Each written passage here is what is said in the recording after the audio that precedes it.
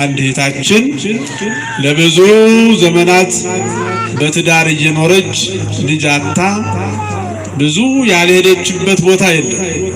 በእውነቱ ይመናል ወደፊት ቆማ ራሷ ትናገራለች። ያልደገጠችው ያላንኳኳችው በር የለም። ሰው በትዳር ሲኖር መቼም ልጅ ይፈልጋል። አንዳንዱ ልጅ አይፈልግም፣ አንዳንዱ ደግሞ ይፈልጋል።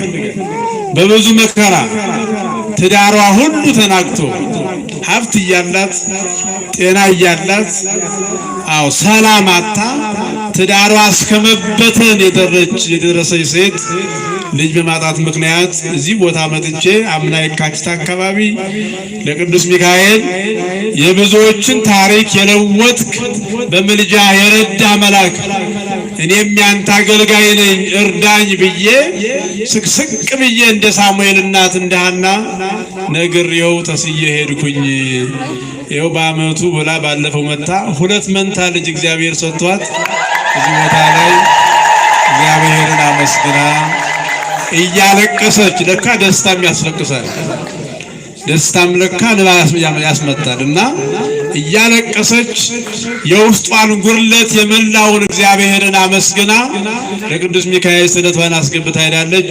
ደስ ይበላችሁ፣ እንደሷ እልል ብላችሁ እግዚአብሔርን አመስግኑ።